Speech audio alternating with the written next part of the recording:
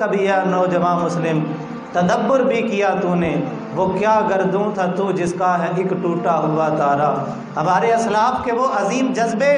جنہوں نے پہاڑوں کے جگر پگھلا دیے تھے، جو پرچم اسلام کو لے کر نکلے اور قیصر و کسریٰ کی سپر پاوروں کو اپنے پاؤں کے نیچے رون دیا، اور جن کے جذبوں کی حرارت کے آگے تلاطم خیز موجوں نے بھی اپنا سر جھکا دیا، جو راتوں کے قاری ہوتے تھے اور دن کے مجاہد ہوتے تھے۔ ہم اس عظیم قافلے سے بچھڑے ہوئے مسافر ہیں، ہم اس کہکشاں سے ٹوٹے ہوئے ستارے ہیں۔ آج ہم دنیا کی رنگینیوں کے اندر مگن ہو گئے، آج ہم بھول گئے کہ ہمارا تعلق کس قبیلے سے ہے۔ چمن کے تخت پر جس دم شہ گل کا تجمل تھا، ہزاروں بلبلیں تھیں، ایک شور تھا، غل تھا، کھلی جب آنکھ نرگس کی، نہ تھا جز خار کچھ باقی، بتاتا باغباں رو کر یہاں باغیچہ یہاں گل تھا۔ علامہ اقبال تڑپ کے فرماتے ہیں کہ ہم جب پڑھتے ہیں اپنی تاریخ کو، مسلمانوں کے عظیم کارناموں کو، پھر تڑپ جاتے ہیں۔ اس قوم کے ساتھ ہمارا تعلق ہے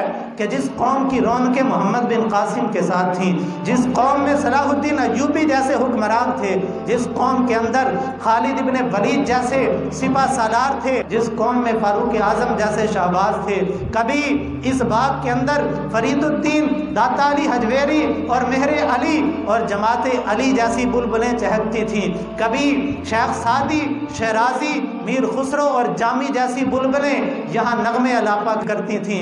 آج مسلمانوں کی تہذیب برباد ہو گئی، آج اسلام کے میخانے اجڑ گئے، جن کو دیکھ کے دلوں کو قرار ملتا تھا، آج وہ انسان چلے گئے، پیچھے کچرا رہ گیا۔ کھلی جب آنکھ نرگس کی، نہ تھا جز خار کچھ باقی، بتاتا باغباں رو کر یہاں باغیچہ یہاں گل تھا۔ جب ہماری آنکھ کھلی تو ہمیں صلاح الدین ایوبی نظر نہیں آتے، ہمیں ٹیپو سلطان نظر نہیں آتے، ہمیں محمود غزنوی نظر نہیں آتے، اب صرف کانٹے رہ گئے۔ اب جو پیچھے مالی ہیں، فقیر احمد رضا جیسے، وہ رو رو کے دین کا درد رکھنے والے، وہ مسلمانوں کو بتاتے ہیں یاد کرو تم کس قوم کے بچھڑے ہوئے مسافر ہو، کبھی اپنا زمانہ تو یاد کرو۔ آج نوجوانوں کی آنکھوں سے وہ حیا ختم ہو گئی جو محمد بن قاسم سے اس کو وراثت کے اندر ملی تھی، دل سے وہ غیرت نکل گئی جو صلاح الدین ایوبی نے اس کو وراثت کے اندر دی تھی، وہ شجاعت ختم ہو گئی جو خالد ابن ولید نے دی تھی۔ ہمارا